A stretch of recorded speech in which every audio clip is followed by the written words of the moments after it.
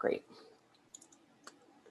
All right, so just wanted to give a quick exam update. So I know that there were a flurry of notifications that just came out. I wanted to make sure that as many things that we saw on our end were visible your way, and it looked like some things were not visible. So I just wanted to make sure that those notifications came in. Again, I know that there's never really a good time. On weekends, people are trying to relax, and I know that there are classes before this, so it's never really a good time to release grades. But by and large, and let's now head back to the top of this update, by and large, folks are doing great in this class. So we updated 3 questions with some answers that we thought may have been a bit challenging, and that certainly impacted, I think, a number of people. So that was for folks' benefit that we updated those questions. The long story short of how folks are doing is that 80% of the class scored above the 80. So that's great, or got an 80 and above. So that's really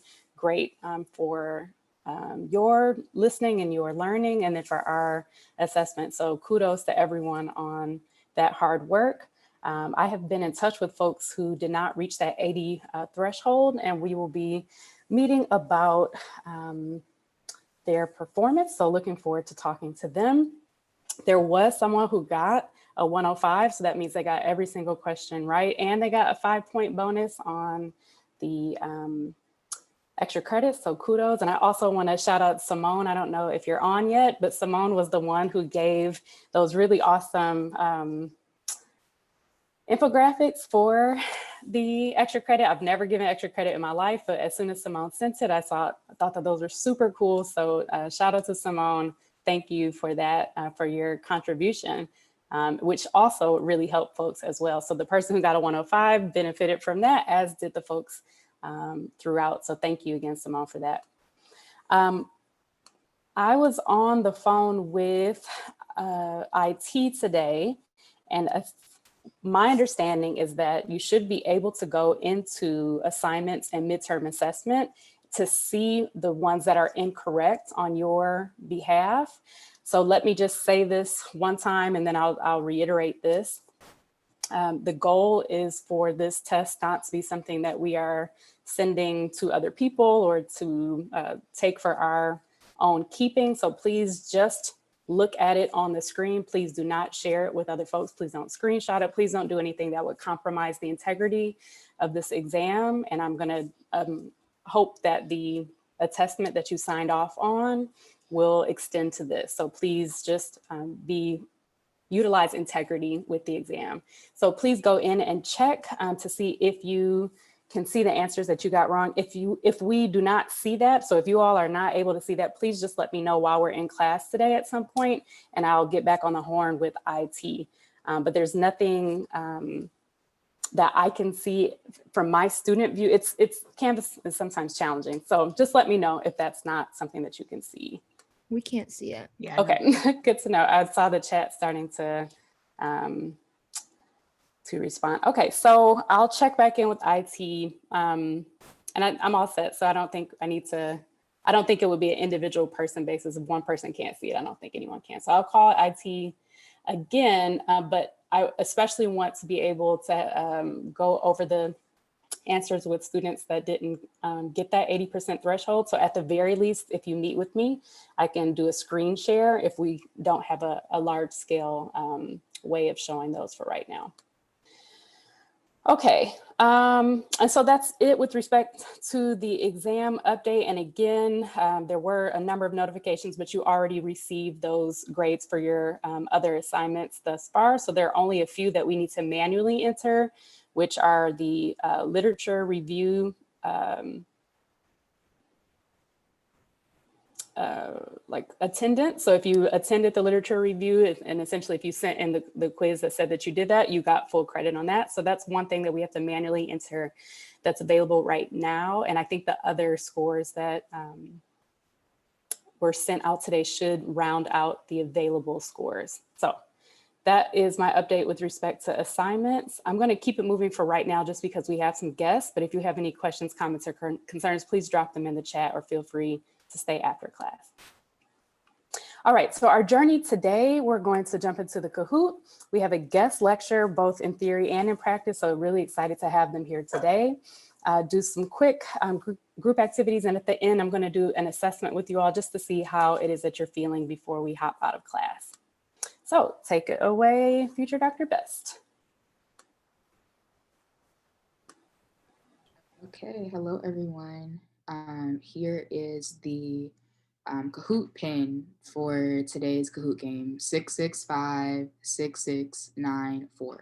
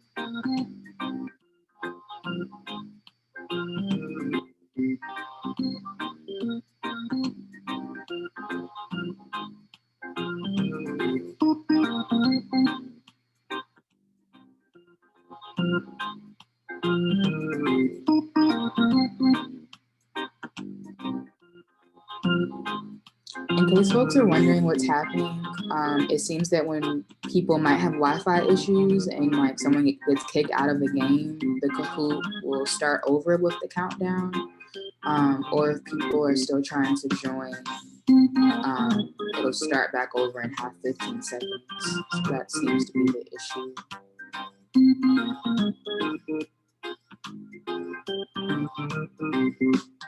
Okay.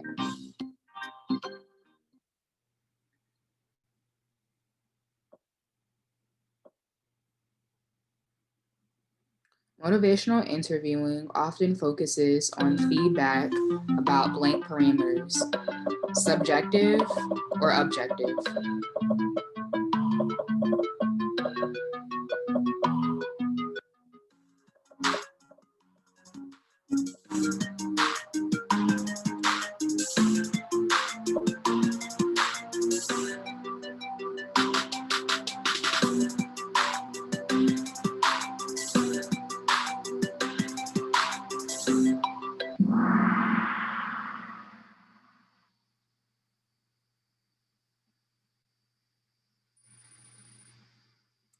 Okay, so there's some more work to be done there, but not to worry.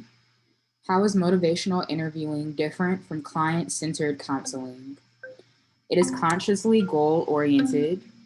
It focuses on sustained talk. It is easier to master and use. It provides clients with something that they lack.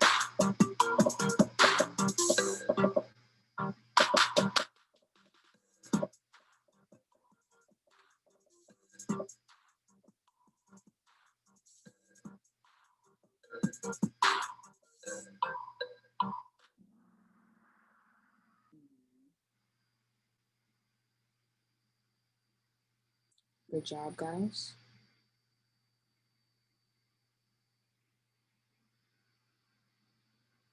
When using motivational interviewing, it is the counselor's goal to resolve their client's ambivalence. True or false?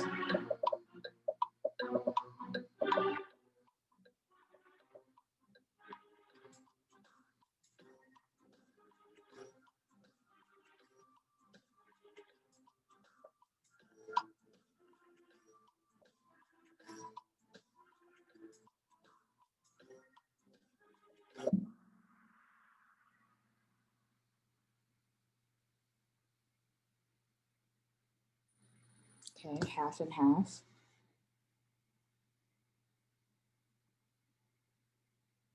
Blank is generally viewed as a process beginning with individual action and then development of small mutual groups. Empowerment, disenfranchisement, politics, governance.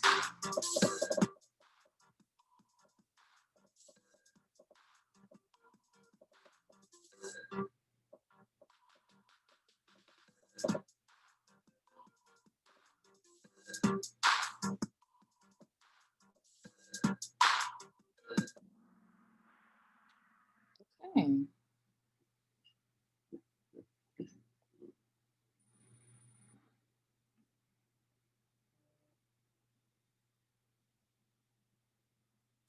The use of blank has become an established part of empowerment strategies, pioneering social media, domains, pirating.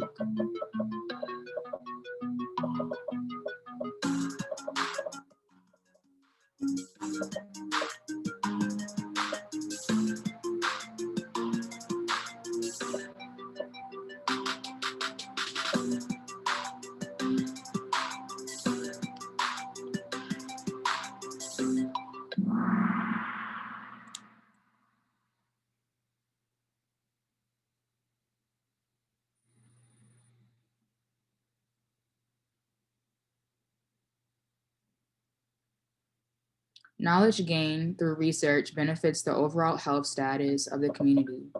True or false?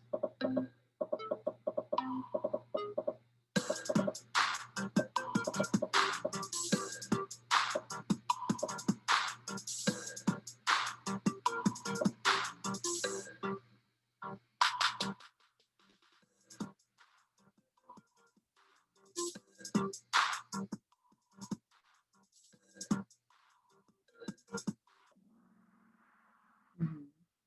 And this sort of goes along with like the fundamental, like core principle of CBPR that the knowledge gain will ultimately benefit the community and will benefit those that are engaged in the research process.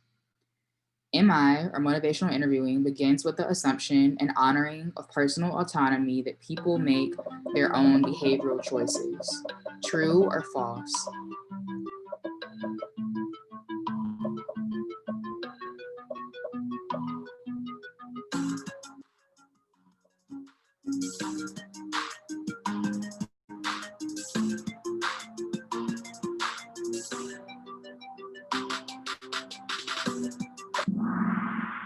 Mhm.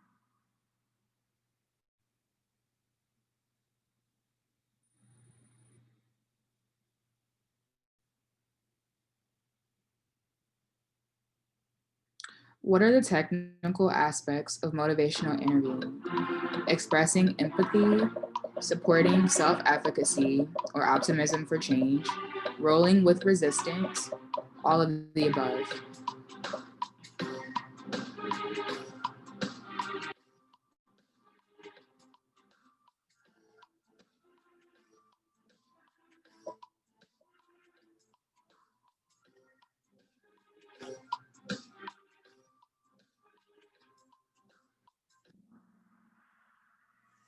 Okay, yes, good job.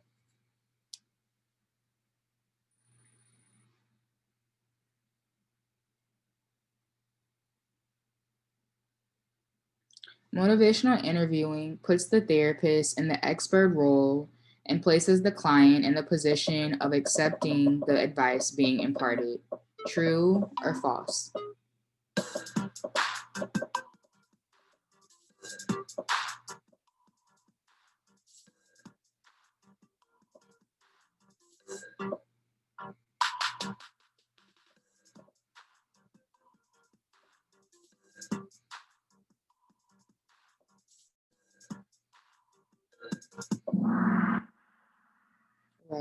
So MI is sort of like this idea that the client and the therapist are sort of working together in a partnership to discuss whatever issue the person may have. CBPR is a process that considers the community as full and equal partners at certain phases of the research. True or false?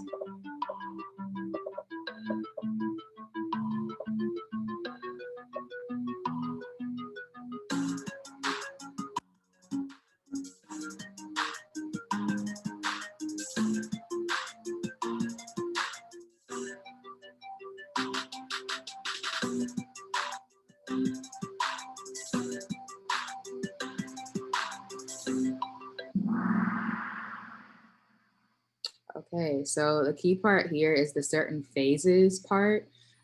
It's not certain phases that people are like working towards an equal partnership. It's throughout the entire CBPR process that people are trying to sort of work in tandem to accomplish the research goal. Health education and trainings are considered to be an effective empowerment tool when the practitioner is highly knowledgeable in the subject, the audience feels the content is relevant or important to themselves, the contents are delivered in the individual level, all of the above.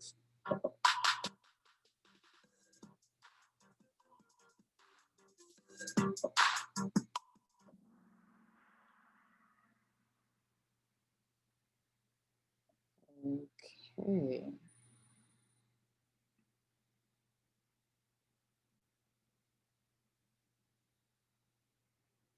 Rolnick et al. Stated that motivational interviewing results in favorable behavioral change as long as the client has self-efficacy despite low sense of importance for change, practitioner is highly skilled in persuasion, counseling session is client-centered, all of the above.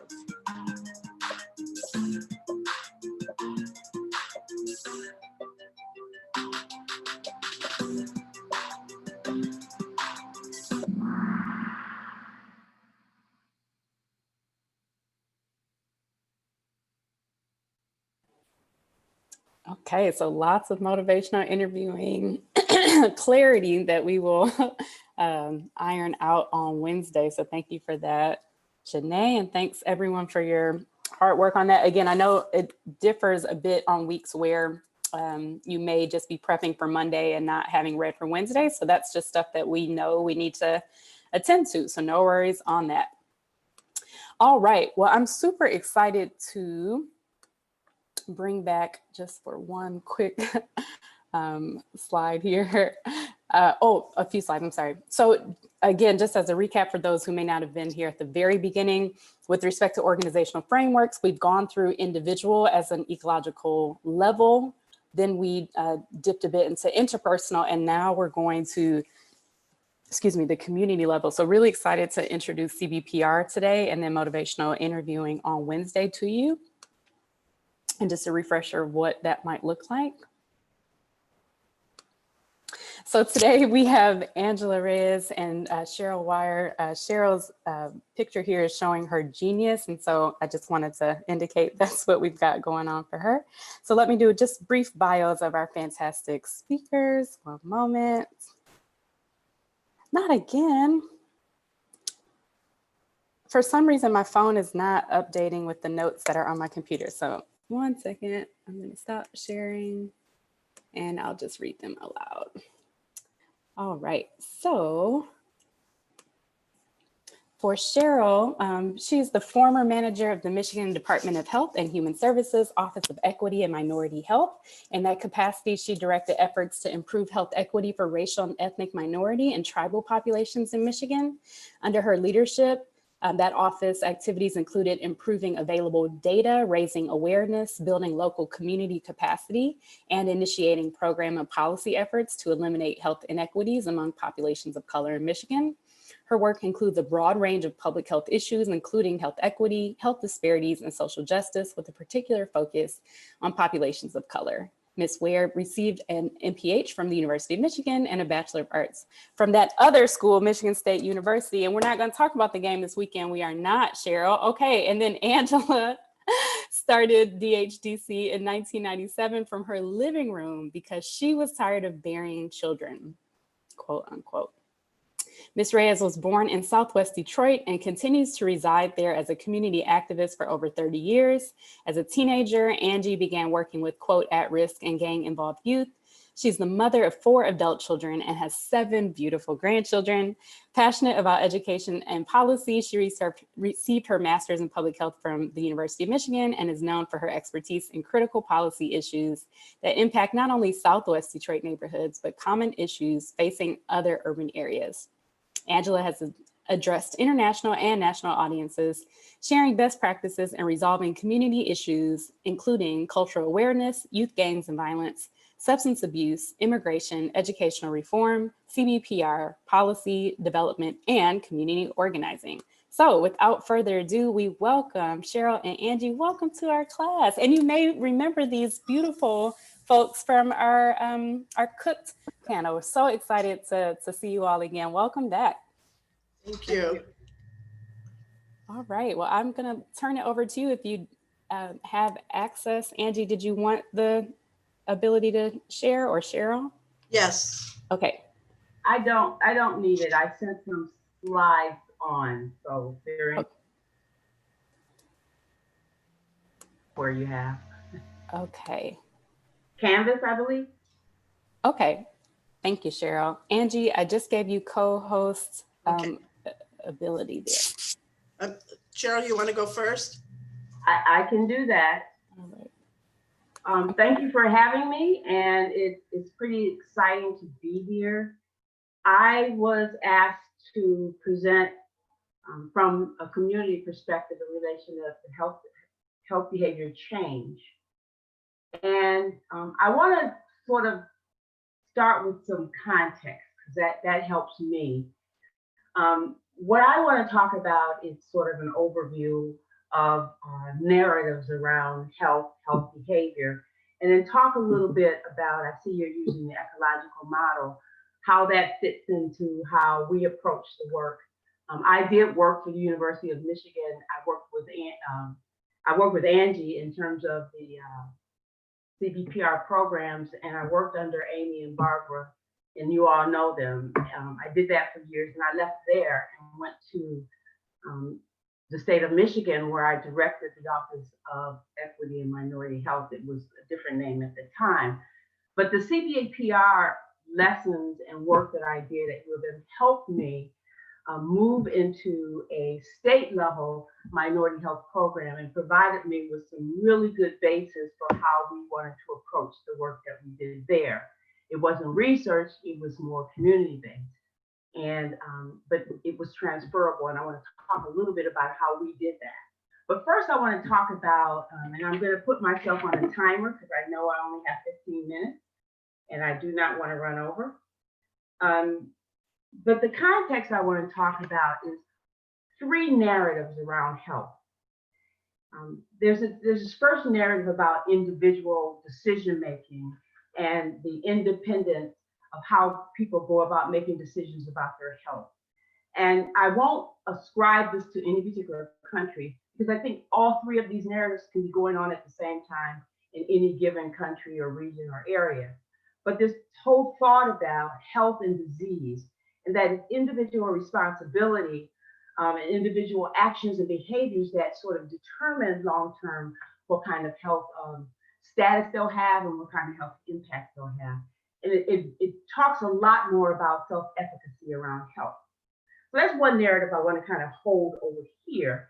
There's another narrative that talks about, or we think about in terms of people do have individual self-efficacy, but there is a greater community effort and a greater community commitment to saying that there's certain things that folks have that will help them have better health. So there is this broader community responsibility around basics of healthcare or education, the family leave, early childhood education. And so it holds 2 narratives together, hopefully somewhat harmoniously, that says that we do have self-efficacy, but there is a broader responsibility and impact if the whole community is contributing to these basic needs that we have. And then there's this third narrative, and I remember this when I was at U of M a lot of years ago, where I took a social anthropology class, and we looked at some, I want to say, indigenous cultures and how they approached it. And how they approached it was that the individual health status oftentimes was a reflection of what was happening in the broader community. And so when a person came to whoever the shaman was, or and presented with a particular health condition, what they looked at was not what was going on with the individuals exclusively, but that they would say there's something else happening in your environment, in your family, in your community, and that is being manifested in terms of individual health issues, right? So we're holding these three narratives up. And again, I think in any given place, these narratives are operating all the time. But what I will say from my experience is that for populations, and many of those being populations of color, women, people who have other ability, LGBTQ, that those marginalized populations who have not had the power, who do not in many ways control what's going on around them, are often more likely to have less self-efficacy, and also to be more impacted, not by individual behavior choices, but significantly by what else is going on in their environment, right? What else is happening in their community, whether or not they have access. All those things, there are larger forces external to them that are determining what their health status is.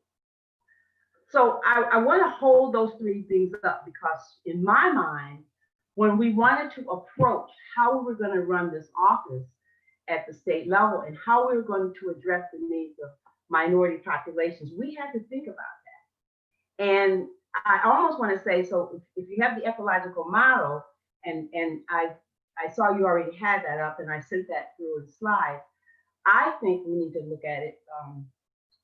Oftentimes people look at it from the individual up, and I think we need to think more about from the outer community and political environment toward the individual. But these things are happening, sort of different things are happening within that model, but we can't exclusively look at that as individual decisions and individual power to make these decisions. And so when I came to the state of Michigan, I wanted to really think about how the CBPR work that I had done could translate into the work that we were going to do with the state. And we had responsibilities, statewide responsibilities, for working with all racial and ethnic populations across Michigan. And we identified 5 racial ethnic populations. There was legislation, there is legislation at the state level that identified 5 populations that our office served. Native American, American Indian populations, African American, Asian American, Arab and Chaldean, Hispanic and Latino populations. Did I get all 5? I think I got all 5.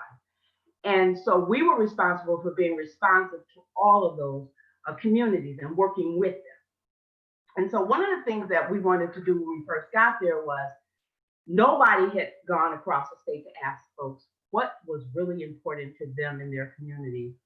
And this has been a while, because I haven't worked there for a while, but one of the things we wanted to do was go across the state and actually have conversations with these communities. And we work with local agencies, we work with their local community-based agencies to bring people together and to have conversations. And there were consistent themes that emerged across all populations, and which I don't think that's a surprise to anyone. And those themes, we use those to develop what we call the Michigan Health Equity Roadmap. We also interviewed professionals and education folks and medical folks and social workers across the state. We did conversations with them and had summits and culled all this information together, along with the most recent data that we had on the population, and developed, again, what I said was the Michigan Health Equity Roadmap. And You are welcome to read that. It's online with the Michigan Department of Health and Human Services. It was 10 years ago, but certain things just don't change a whole lot. I think Angie will agree with me on that. So when we did that, we first of all put out to the broader community across the state, these are the things, these are the concerns, these are the issues that are facing these populations.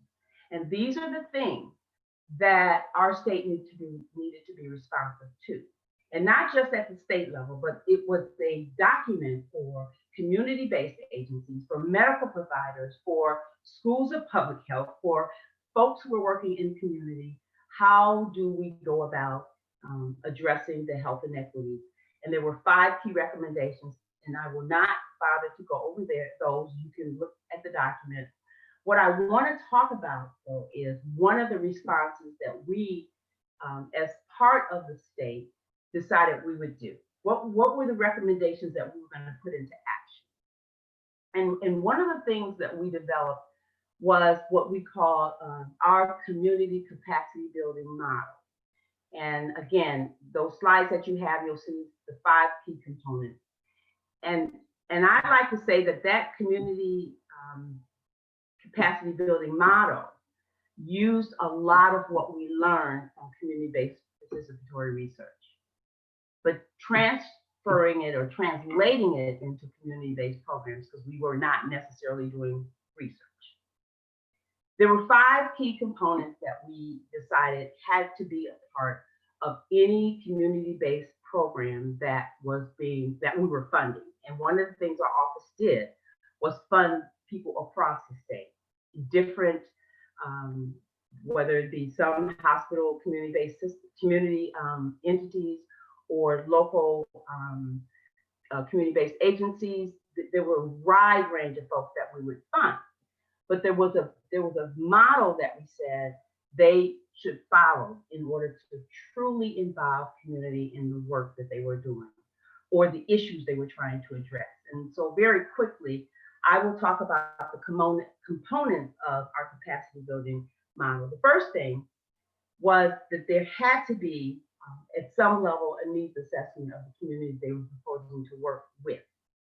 And that needs assessment had to obviously reach out to the people who were most impacted by the particular health issue that they said they wanted to look at. Next, part of that was that whoever got the grant in our office had to agree to go through our training program.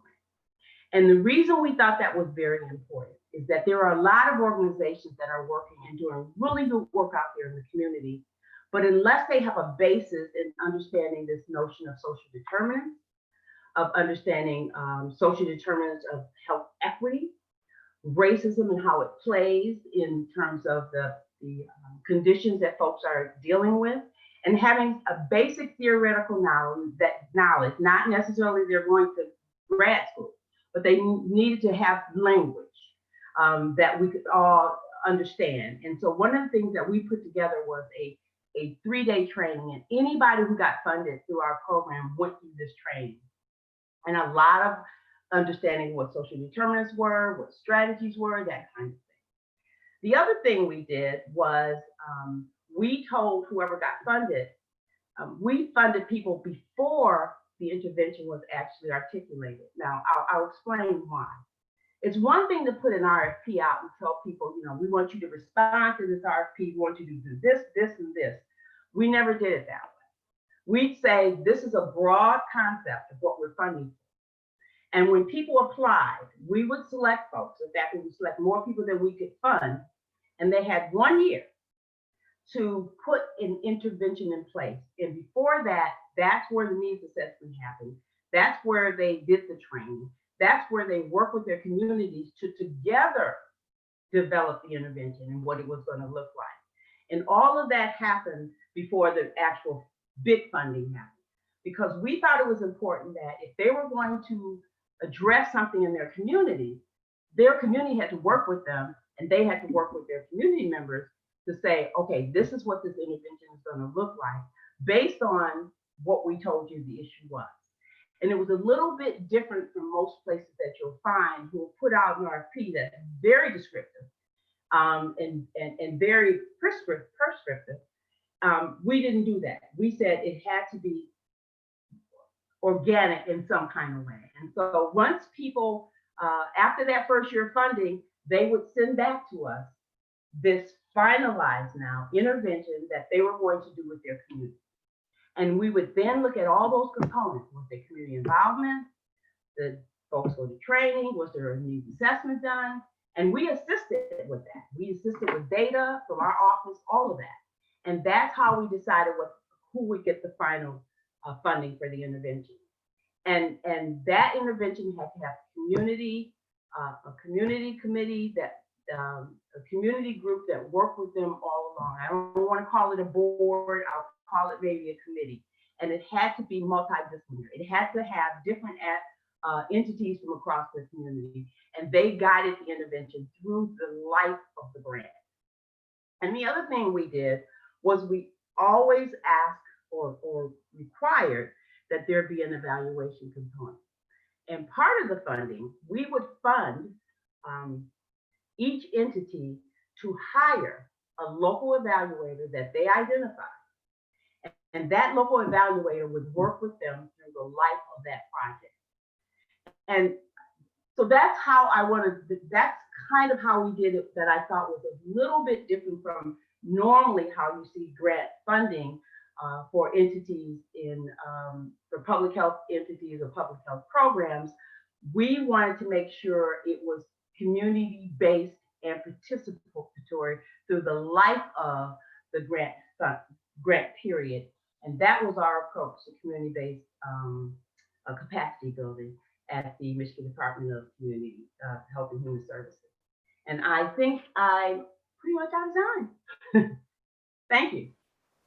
Thank you so much, Cheryl. What a fantastic application of CBPR. Where really that taught me quite a bit, and I'm excited to go through the roadmap that you described, which is in the chat for folks who might be interested. So thank you so much. I don't know if you can hang out just a bit if you wanted to answer questions at the end, or if you would like some now. It's up to you, Cheryl. Wait. Okay. I can wait. Okay. Thanks so much, Cheryl. Angie, we welcome you. Thanks. And I'm actually going to build on what Cheryl has presented. And, we didn't coordinate our presentations, but we've been working together for such a long time. I think it worked out, right? So I really want to talk about building on some of these things from the ecological model, from the, as Cheryl had mentioned, from the environmental issues going down to the individual and how that impacts, and also incorporating CBPR. So really looking at how we use CBPR for systemic change. So I'm going to share my slides with you guys. No, wrong one. I don't know why I get, okay, right. Should be that one.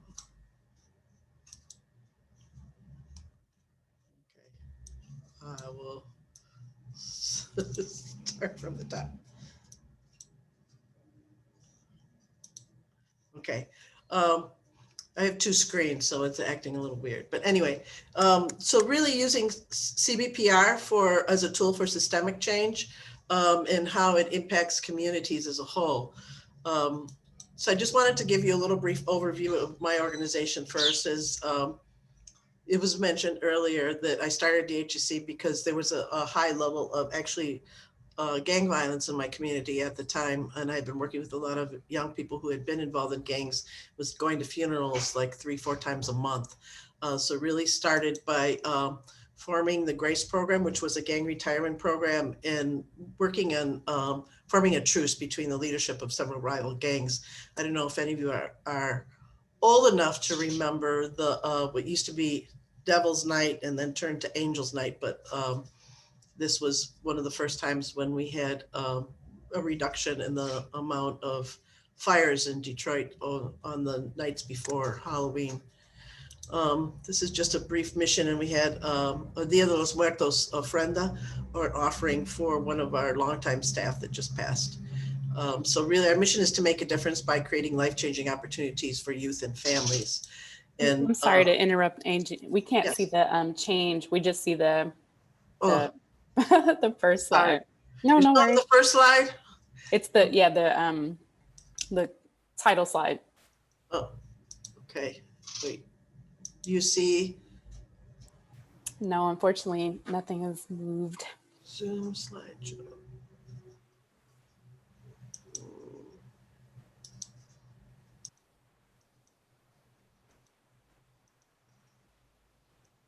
Are you seeing it changing? Unfortunately, no. It is a lovely Let title me- slide, but but nothing has quite changed. Let me, oh, maybe it's, Oh, now, yeah, I see. Yep, that should work. I see your mouse now. So if you can, there. Okay, so you are yes, seeing this. fantastic. There you Thank go. you. Mhm. Okay, so yeah. This was the truce that we had on Devil's Night. It's on my second screen. That's what happens when you have two screens, right? And this was our ofrenda or for Dia de los Muertos that's actually up right now for one of our staff. And this was our mission, is to make a difference by creating life-changing opportunities for youth and families.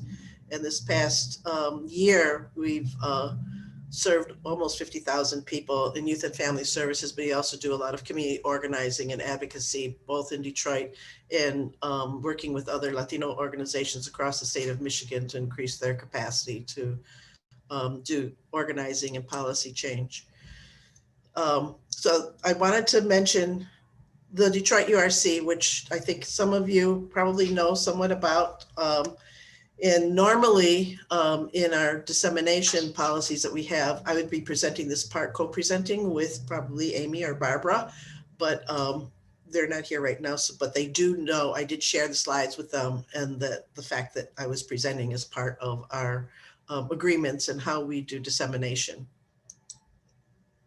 So, and you guys have already gone through kind of a definition of CBPR, so I won't spend time on that.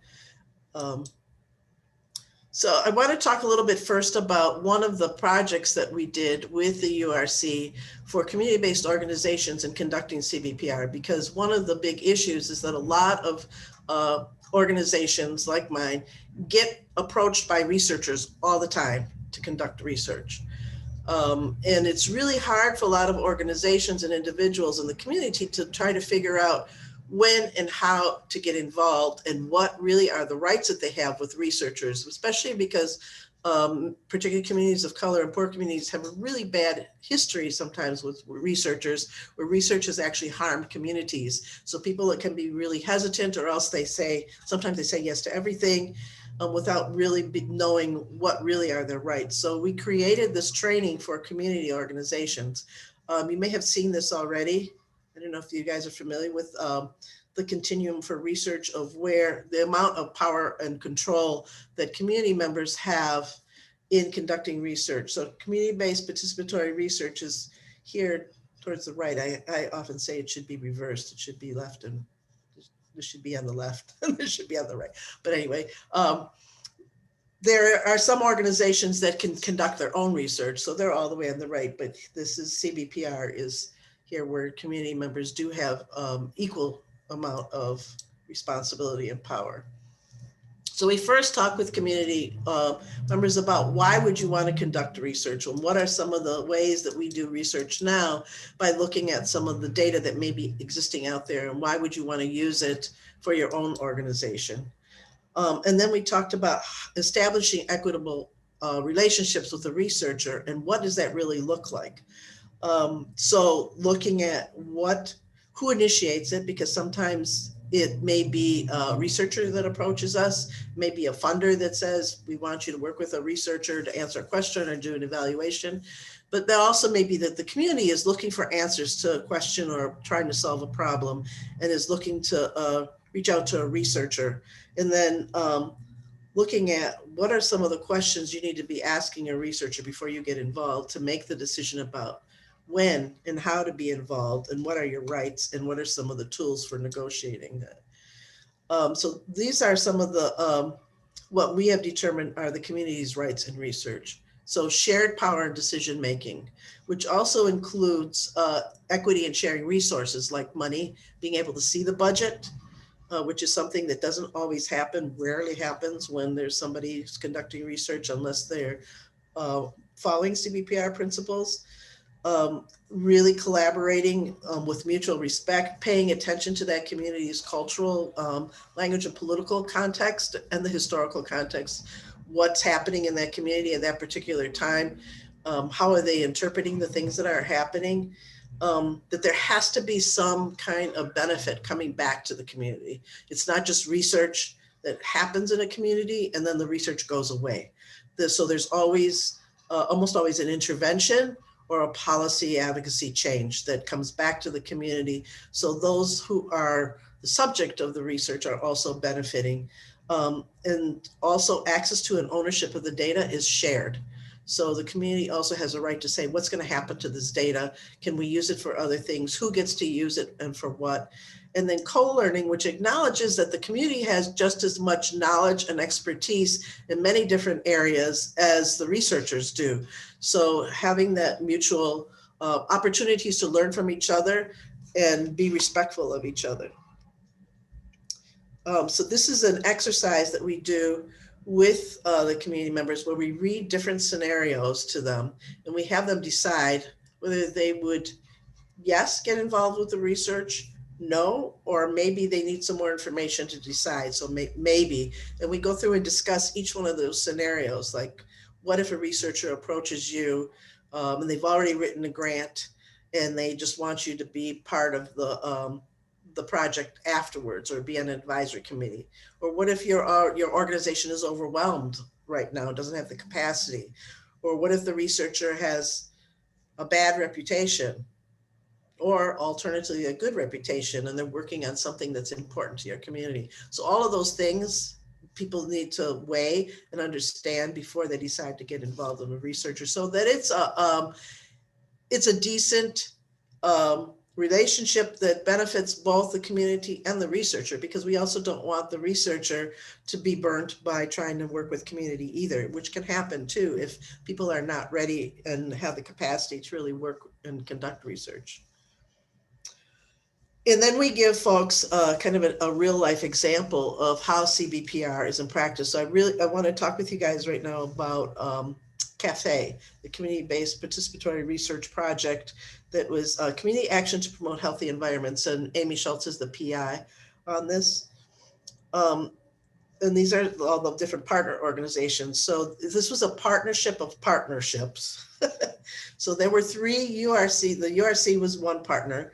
And then the Community Action Against Asthma was another research partnership, and then Healthy Environments Partnership. All 3 of these were looking at air quality and how it impacts people's health. So particularly where there are large sources of pollution. So Community Action Against Asthma was really looking at childhood asthma and how air pollution was interacting and exacerbating childhood asthma. And Healthy Environments Partnership was looking at cardiovascular disease, but through the course of some of the research really discovered that the particulate matter that's really small, the PM2.5, not only gets into your lungs, it gets into your bloodstream. So within 2 to 3 days after the pollution, air pollution had elevated, there was an increase in people having higher blood pressure or strokes. So both of these, all 3 of these partnerships were really interested in looking at how do we change the conditions and mitigate some of the conditions with air pollution in parts of the city. And then we added several other organizations that, so our DHEC, my organization, was part of all 3. And so were a couple other of these, but we added new partners who had a particular area of expertise, including EGLE, which was DEQ at the time, the state environmental department, as well as we had some other government. So the Detroit Health Department was also involved. And then not just U of M, but Detroit Mercy Law School and Wayne State.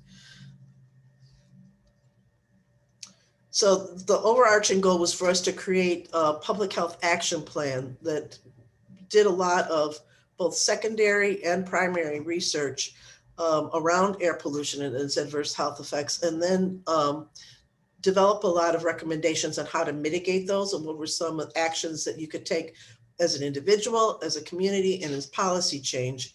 And then we are still went through the process of narrowing down what were the specific things that our partnership could act on, because there were a lot of people in this field who are doing a lot of different things. So looking how we partner with those organizations, but not necessarily take the same action that they are, but how do we focus our efforts on particular areas? So one of the reasons that we really focused on air quality was because air quality is so bad in Detroit. The zoning laws that we have had historically in Detroit allow for residential buildings to be in very, very close proximity to polluting sources. A lot of manufacturing industries that are in Detroit, particularly in Southwest Detroit. So there's Ford Rouge plant, the DTE power plant, AKA Steel, Marathon Oil, several of those, as well as mobile sources like truck traffic, which goes through my community, in particular in Southwest Detroit, because we have an international bridge, the Master Bridge, which is privately owned, which is right smack in the middle of our neighborhood.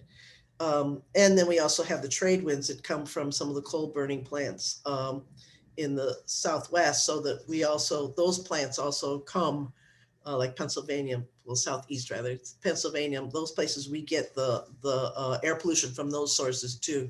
So it kind of creates a perfect storm. In this picture in particular is a playground in Delray, which is south of Fort Street along the river in Southwest Detroit. It's also the site where a new bridge is going to be built. And you can see the AKA Steel is kind of behind there, and some of the power plants. And what you don't see is there's also off to one side is the I-75 freeway bridge. So this playground was originally moved over in another part of this community center's land, but it was directly under the overpass from the freeway. But a semi truck fell off the freeway onto it and caught it on fire. So they had to move it, which kind of tells you some of the dangers of being in such close proximity to freeways. Is it's not just the air sometimes, well, plus there was the fire from the truck and the diesel fuel that also caused it. Plus you might have a truck fall on you when you least expect it. So one of the things that that our collaboration did was really look at cumulative risk. So which is two different things that we looked at. One was sources. So we looked at where were all the sources of pollution that were in the city of Detroit and some of the surrounding areas. And then the other thing we looked at was vulnerable populations. So elderly, places of poverty, people of color, lower educational levels. So we combine those two, and you can see that vulnerable populations and where vulnerable populations live maps almost perfectly onto where those primary sources of pollution are. So it's a combined scale of cumulative risk with those two things.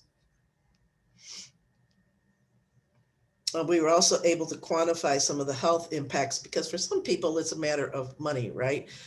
So how much does it cost to mitigate these kind of things is what people ask. But really the most important thing is, lives lost. So what we were able to monetize it.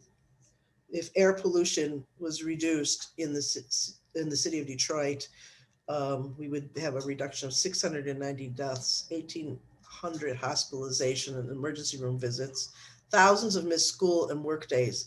So $6.9 billion a year is the monetized cost of the air pollution in our area. And this was the process. So it was really important that we had input from the community at a number of different levels in developing the recommendations. So it was first the steering committee that was involved in looking at some of the recommendations. And then we produced a resource manual. All of this is on the website, CAFE's website, that has a whole lot of resources and things from what kind of air filters to use to what kind of trees to plant for carbon buffers. Then we took all of this to the community. This is actually in my organization, one of the community meetings, to get more input from community members of what they thought, what were some recommendations, and then refining those, and then created the action plan. And this was when we were announcing it, these are the different chapters that includes the different recommendations. We also presented to policymakers. So here we were presenting in Lansing, and interesting enough, people from both sides of the aisle came to hear the presentation because it impacts many, many communities. That was pretty interesting. Then the other real life application of this research was, this is the second international bridge that's a picture of what it's going to look like. But below are pictures of the community where it's being built on the Detroit side. So we've been fighting with them for almost 12 years. And you can see here in this house, which says they won't negotiate with us. We were fighting to not have a bridge there, but they wouldn't negotiate. We lost that. But there are many people who are in the path of that bridge, either immediately in the footprint who have been removed already or in close proximity. So we had been fighting for community benefits for that community to help mitigate the impact of all these thousands of additional trucks coming into an already severely impacted community. And as part of that, we were able to use the research, including a health impact assessment that we conducted around the community to make a case to the policymakers, because they were telling us things like, how do we know the increased deaths or health impacts are not from people smoking in their house, rather than the truck traffic or the additional pollution. And we had the research to be able to prove that that actually was the case, that it was from pollution and not from people smoking. And as a result, we won over $48 million in community benefits, which is a historical thing, never happened before. So it literally is saving people's lives, including this neighborhood improvement fund that the city is creating, jobs, and the health impact assessment that was conducted. So one of the big wins was that people who were in close proximity to this bridge and the expanded freeways are able to be relocated into a new house for free by the city. So the city's taking some of the land bank houses, renovating them and placing people, removing them from where they were living and moving them there. And then conducting the health impact assessment, which is both its baseline, so now, which already shows elevated impacts during the construction of the bridge, because there's a lot of heavy machinery and pollution being generated just during the construction. And then there'll be another one conducted post construction of the bridge to show any increases so that we can mitigate them. And also, importantly, we made recommendations about extending the area where people can be removed, because the impact is still, it's not just within 50 feet, it's really up to 150 feet of the bridge and the freeway. So just kind of in conclusion, that really using the CBPR process where the community is involved helps us to really make a real impact on the conditions in the community. So it's not just in the individual, it's looking at those social and ecological model and the environmental impacts, and that CBPR really can be a tool for resistance and liberation movements, particularly in communities of color. I love resistance and liberation. To close us out, Angie, that makes me smile. So thank you so much for your fantastic work. Cheryl, if you're still with us, I'll bring you back just for a moment. We're at 2 o'clock and we probably need to transition fairly quickly, but we did have at least one great question from Lauren. And if other folks have them, either feel free to put them in the chat or get ready to roll. But Lauren, did you want to come off mute and ask that? Yeah. So when you talk about getting like input from the community about, what things to do next or what the community needs, how do you go about getting that information from the community? Like, is it phone calls? Is there like an event you hold, sending out mail, or a little of everything? For us, it wasn't phone calls, but we have community members who are part of the steering committee. So that's an important piece to start because they're the decision makers. But we also had a number of community events and surveys that we did, door-to-door surveys for around the impacted area. So people were able to express anonymously, which is important too, because we have a lot of undocumented people in our community who may not feel comfortable telling you how they think or feel to other folks, as well as doing community input in town halls. So you saw one of the pictures that I showed you was one of those events. We had several throughout the city at different times of the day for different folks. Okay, thank you. Again, I'll typically say that those things were done by the people who we were granting, and they would do a number of either focus groups or town halls, things like that, to get input from the community. Okay, thanks. we've got time for one or two quick more questions if you have them, y'all.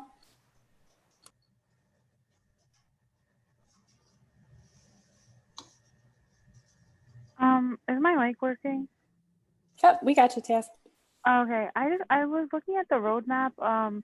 This question was for Cheryl Wire. Sorry, if I pronounced your name wrong. But basically, I just wanted to know, could you quickly explain the difference between social determinants of health and social determinants of pathways to health? Because I was reading through that and I thought it was really interesting, and I just wanted to know, like, if you could explain the background on, like, why you guys chose to differentiate the two. You said the difference between, I heard social determinants of health, but I didn't hear the other one. Oh, apologies. The social determinants of pathways to health. Is that in there? Pathways to health? Social determinants of pathways? I don't remember that. I can tell you social determinants of health, which you guys have all studied, you know, the economic and educational and access to healthcare. That's what we can, among other things, we consider social determinants of health equity. Actually, is how we phrase it. But the pathways part, I'm not really clear. But if you send me something in the chat, and I'll look at it and make sure that, because I'm not recalling that. Okay.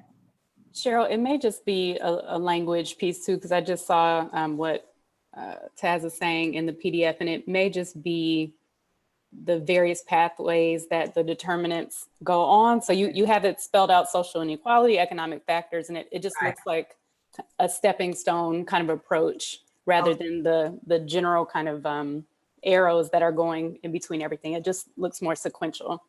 Okay.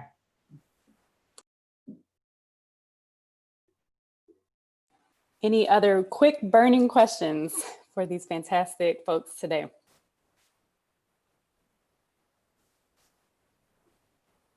You can give them my contact information if people have other questions, okay?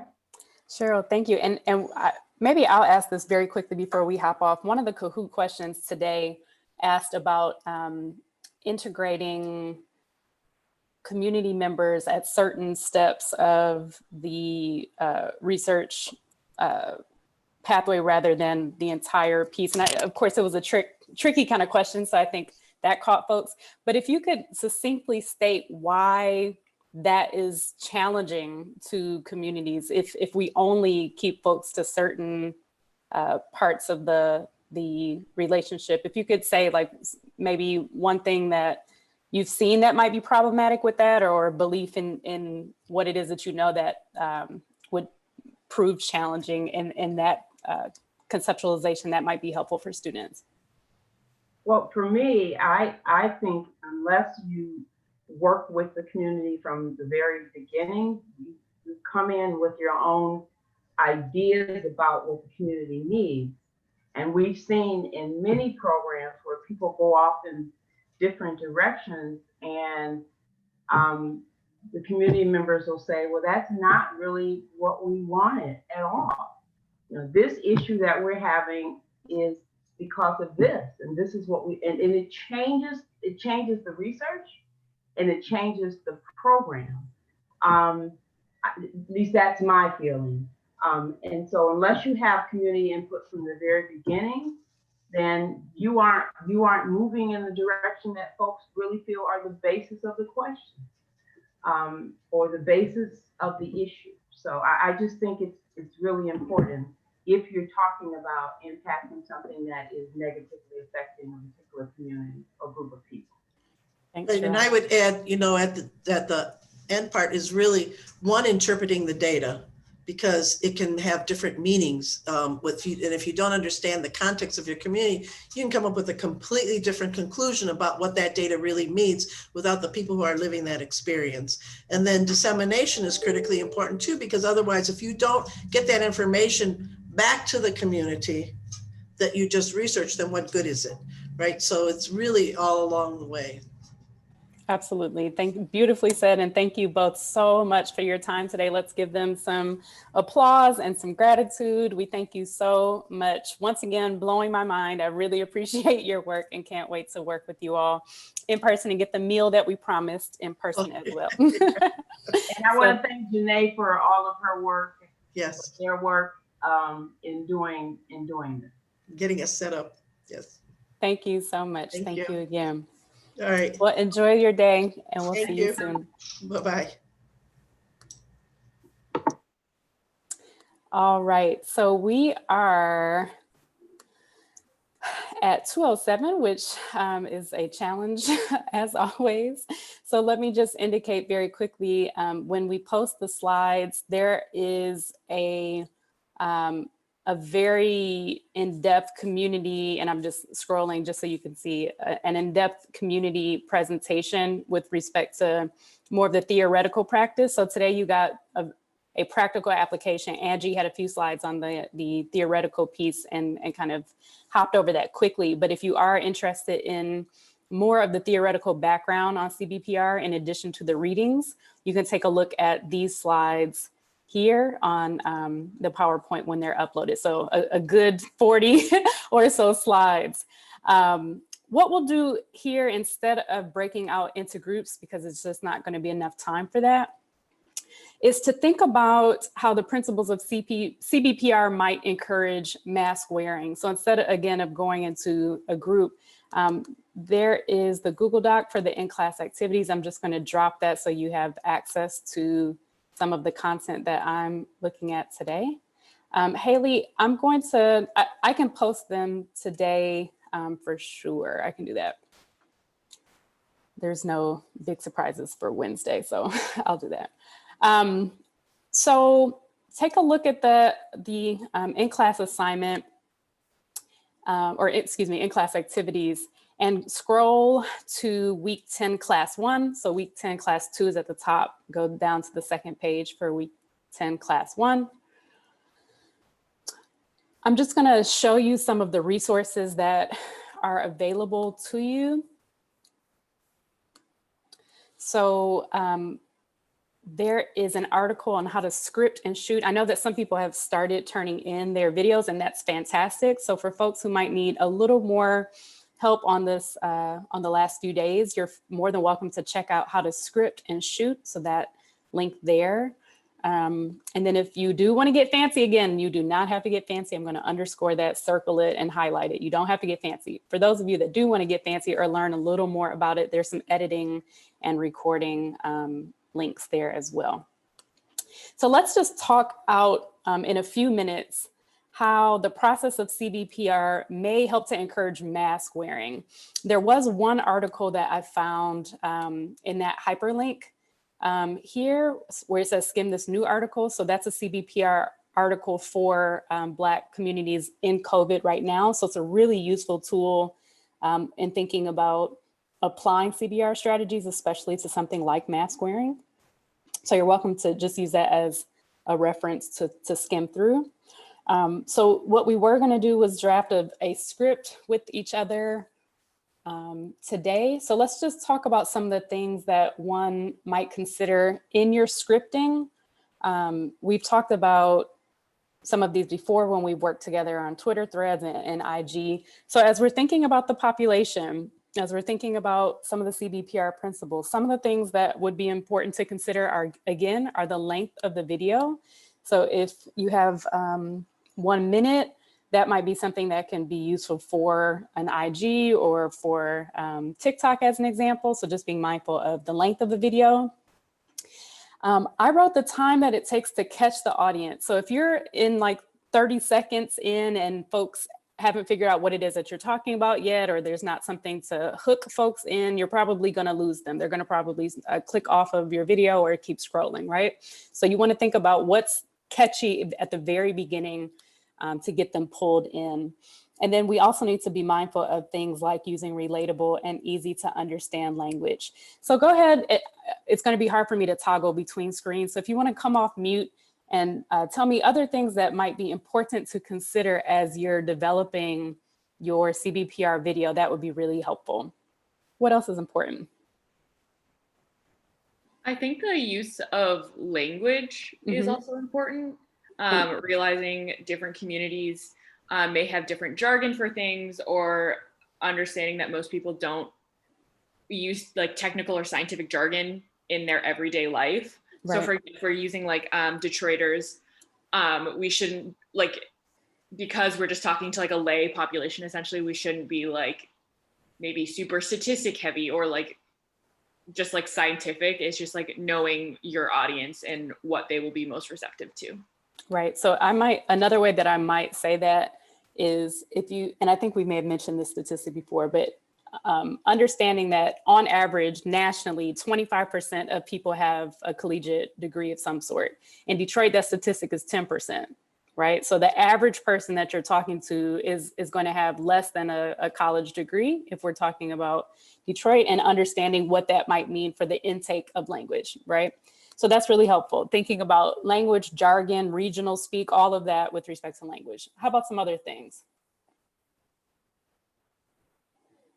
I think recognizing like what the community that you're talking to or what the population that you're talking to wants and needs, because, you know, if you're talking to somebody who 100% doesn't think that COVID, for example, is even a problem, you're, you know, maybe trying to convince them to, you know, do all of the precautions might not be realistic. It might be that maybe you just want to get them to wear a mask when they go to the store, like, you know, rather than getting them to do all of the things, getting them to do at least one of them would be a success. Right. And to map onto what Angie was saying as well, if it's just you and your colleagues thinking about what those things are, you might be missing out on what's important to the community, what's feasible for the community as well. So I loved Angie's point about having various community folk on the advisory board as well, on the team making those types of decisions. So that was great. And in addition to, so I put needs assessment down, just making sure that we are speaking the language of the community and what it is that they say that they need or what it is that they feel comfortable doing. Simone also indicated culturally appropriate content. Anything else to be mindful of as we're creating this type of content? I just wanted to bring up one more thing.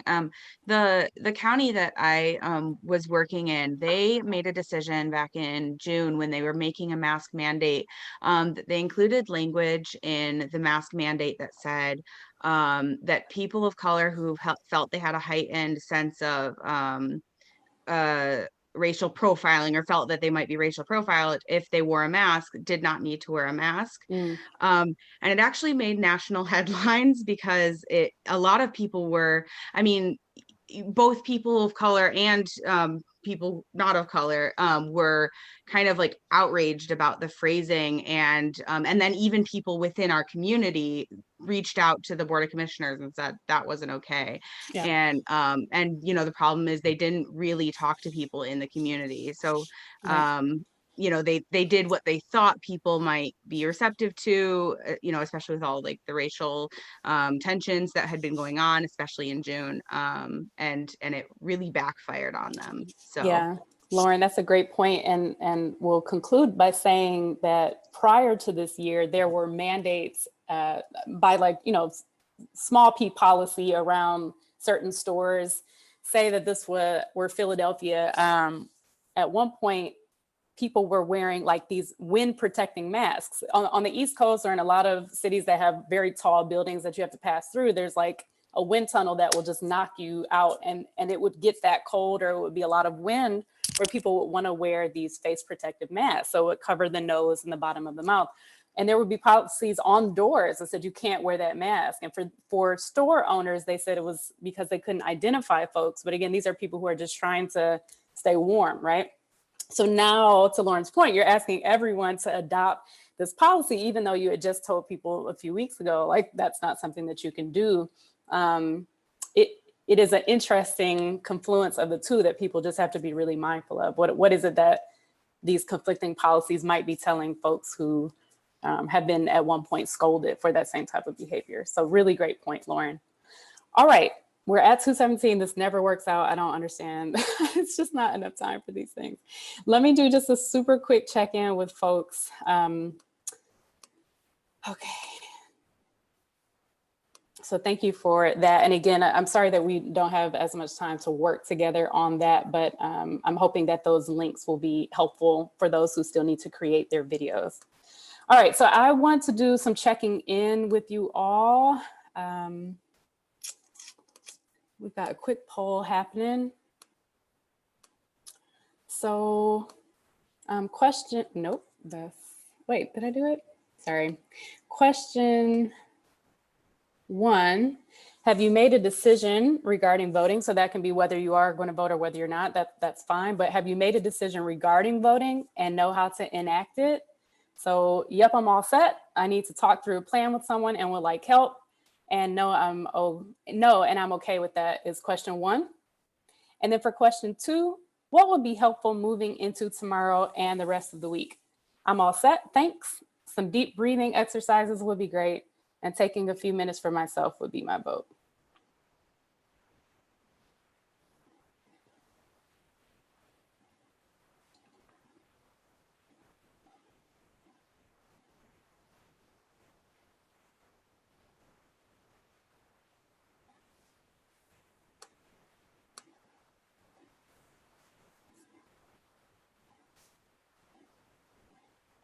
Yeah, Yasmina indicated that they would have never thought that they would have so much anxiety surrounding an election before. I think a lot of people share that sentiment. So we're at about the majority of folks who have participated in this voting process today. So the vast majority of people have indicated that they are all set with their decision. One person says that they need to talk through a plan with someone and would like to help and would like some help. So for that person, feel free to stay on and I can talk with you about some plans. And then one person indicated that no, they haven't decided and they're okay with that. For the second question, the vast majority of people said that taking a few minutes for themselves would be their vote.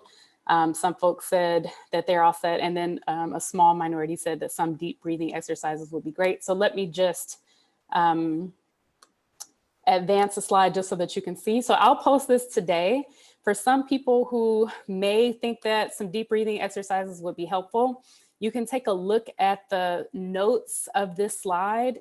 So CT and I, during the summer when there was the week of George Floyd, we did a podcast on putting our necks on the line with respect to breathing in the middle of a racial pandemic. So the notes that are on this slide are associated with different activities like deep breathing or progressive muscle relaxation. So you can see where we start that. It starts at the end at 32 minutes there. Not playing it. Okay. So let me let y'all leave because that's something that you said would be important for you today. So I'll save my exit ticket, but it was a pleasure being with you all today. Deep breaths in and out for tomorrow. And I will see you Wednesday. Again, for the person that has a question about what they want to do for tomorrow, feel free to stay on board and I'll check in with you. Have a great week.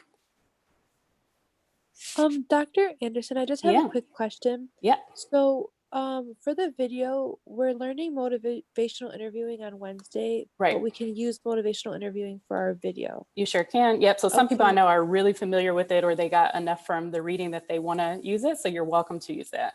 Okay, so if I wanted to do it, do you have any quick tips or suggestions of main points I should use for motivational interviewing? Because I know there's you can take it in so many different aspects. Yeah, if you Google OARS, the OARS principles, those are the 4 most common for motivational interviewing, and it provides a really quick descriptor of what to do. If you want to cheat a little bit, you can take a look at our in-class assignment for Wednesday.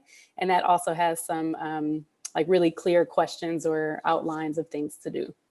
Okay, perfect. Thank you so much. I appreciate Thanks. it. Thanks, Jenna. Take good care. You too. I had a quick question. I need to review the assignment parameters, but do we have to be on camera or can we like animate stuff? Yeah, great point. You do not, it does not have to be you at all. So great point on that. Cool. I just know that will distract me totally. So I'm going to see what my options are. And I mean, I'm fine either way, but I know I'll probably get it done quicker if I'm not like overanalyzing myself there. That's a great point. Great question, Carly. So no, you can, Bitmoji for the whole time with your voice in the back, like whatever you want to do. But that's a really great point. Thank you for that. Cool. Thank you. Thank you.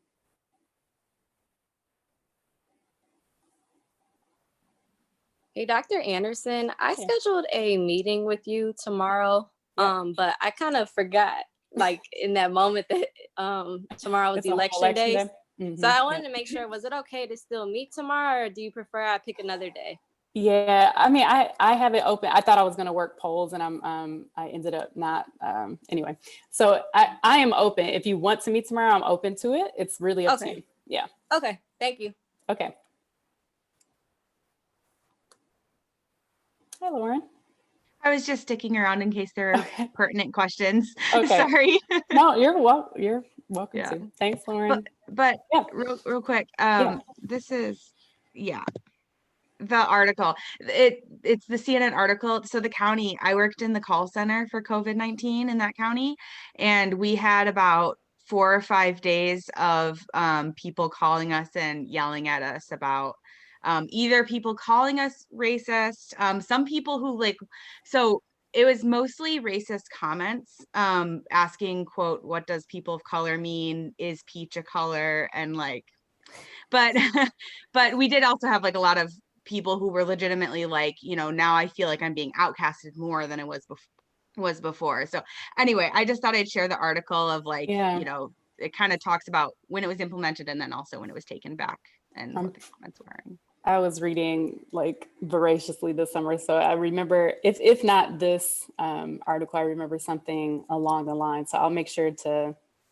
read all of this. But thank you so much for providing that information. Yeah. Super helpful, Lauren. Yeah. Anyway, have a good day. Thanks, you too. Take care. Bye. All right, Janae, anything your way? All right, well, enjoy the day. No. Enjoy the day and have a good tomorrow as well. Okay, you too. All right, bye-bye. Okay, bye.